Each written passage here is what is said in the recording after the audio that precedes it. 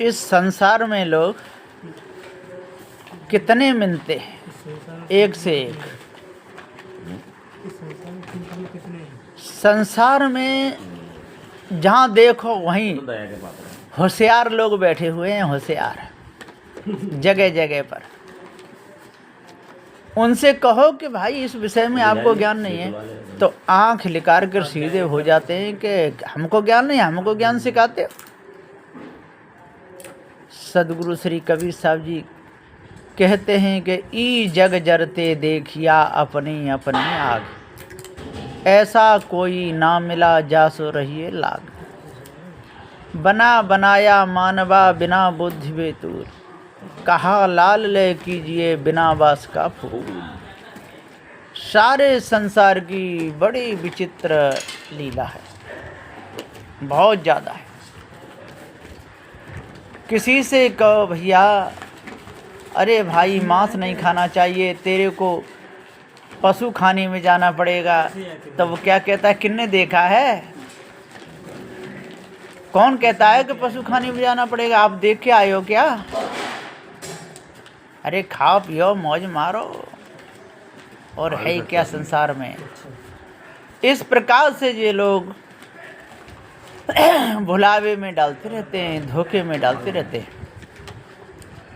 किसी को भी कहो, कैसे यही कहते हैं, है ना, कोई बीड़ी पी रहा है, उससे को भैया बीड़ी नहीं पीनी चाहिए, तो वो क्या कहता है कि नहीं, अंदर फेफड़े सही रह जाते हैं। सदगुरुदेव कहते हैं भाइयों, फेफड़े ठीक नहीं होते और उन पे दाग लग जाते हैं, फेफड़े वैसे हो जाते, खराब हो जाते हैं, बीमारी बनती है, तो एकदम सीधे पड़ जाते हैं। आपसे पैसा लिए हैं क्या हमने? आपसे कभी हम मांगने गए? हम पैसा कमाते हैं, अपने पैसा से खाते हैं, आप वैसे ही मरे जाते हो। इस प्रकार से संसार में लोग कुछ का कुछ कहते हैं, कोई भी बात मानने को तैयार नहीं है। सब के सब किसी से ज़्यादा प्रेम करो तो वो समझता है कि हाँ जी, तो हाँ जी मेरे साथ तो कुछ देखा करेगा। सदगुरुदेव जी कहते हैं जहाँ पे दया करो सब दूर भागते हैं, जब तक उनसे प्रेम नहीं करो तब तक नज़दीक आते, और प्रेम करने लगो तो दूर भागने लगते। ऐसी बीमारी है ये सारे संसार की। बड़े बड़े ज्ञानी, बड़े बड़े ध्यानी भूले हुए हैं। तो ई जग जरते देखिया अपनी अपनी आग, सब अपनी अपनी आग में जल रहे हैं। बहू अपनी आग में जल रही है, सास अपनी आग में, ससुर अपनी आग में, बेटा अपनी आग में, नाती अपनी आग में, सब के सब। बहू समझती है बुढ़िया अनपढ़ है जी, क्या जाने, और बुढ़िया कहती है जी बहू कल की छोकरी ये क्या जाने है। अब बताओ कैसा हाल है। एक बार सदगुरु श्री सुब्रह्मण्य साहब जी ने कहा था, आप लोग कितने कल्याण करना चाहते हो, सबके सब ऊपर हाथ बड़ा उठाओ।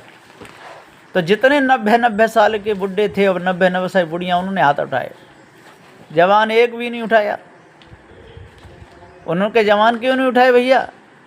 कभी हमारा समय नहीं कल्याण का, जब हम भी 90-100 साल के हो जाएंगे ना तब उठाएंगे।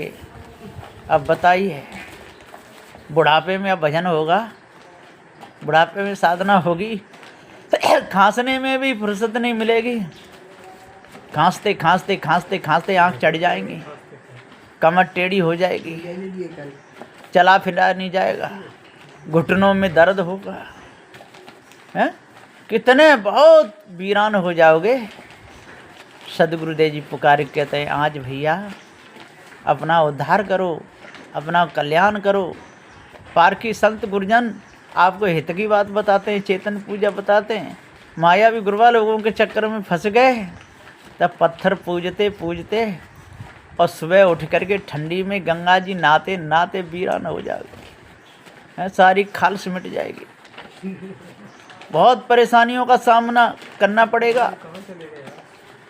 ऐसे ऐसे लोग हैं इस सारे संसार में कि नंगा धड़ंगा ढूंढते रहते हैं, एक हाथी ऊपर को उठा देते हैं, उनसे कहो कि भैया एक हाथ ऊपर क्यों किया है, कहे तो भगवान के लिए चढ़ा दिया है, हैं कि भगवान ने तेरे से कब कहा कि हाथ चढ़ा दे हमारे लिए, कि कहा ना वो कोई कहेंगे, वो तो सबके घट में, अब तेरे घट में बैठे हैं तो फिर हाथ चढ़ाने किन को हाथ चढ़ाया हैं? जब भगवान का सब ही है तो खाली हाथ चढ़ाने से क्या हुआ, क्या क्या बना। सदगुरुदेव कहते हैं इन सारे संसारी लोगों का हाल बेहाल है, सब के सब। जिसमें जान नहीं उसको पूजें, जहाँ जान है दूर भागते हैं। खावे पीवे ता नहीं जात, नहीं खावे बाग पूजते हैं। जो नहीं खावे उसको पूजते हैं, जो खाता पीता है उसको नहीं पूजते हैं। खाता पीता है उस पर तो सतराते हैं, आँख निकालते हैं। जो खाते पीते हैं माता पिता उनको तो वृद्धालय में छोड़ आते हैं, और जो पत्थर की मूर्ति खाती पीती नहीं है उनकी बड़े चाव से पूजा करते हैं। तो साहब कहते हैं कि कैसा हाल है इस संसार का, बहुत बेढंगा हाल है। तो ई जग जरते देखिया अपनी अपनी आग, काम की आग, क्रोध की आग, लोभ की आग, मोह की आग, भय की आग, आशा तृष्णा छल छद्र कपट की आग, जात की आग, पैसे की आग। मैं बहुत सुंदर हूँ, ये आग। किसी किसी को तो बस इसी पे घमंड है कि मैं बहुत सुंदर हूँ, देखो मैं कितना गोरा हूँ, मेरी कितनी लंबाई है, अरे मेरे दांत तो सोने जैसे चमकते हैं और इसके दांत तो काले। इसी पे वो इठ के मरे जाते हैं, जूना बह जाते हैं। अरे छोटी सी उमरिया में जूना भय जात हो, जूना भय जातो इठ के मरे जात हो, जूना बह जातो इठ के मरे जात हो।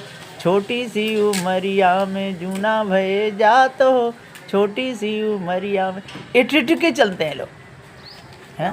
कोई जात के घमंड में, कोई पद के घमंड में, कोई रूप के घमंड में, कोई पैसे के घमंड में, बहुत ज़्यादा इठे मरे जाते हैं, है ना।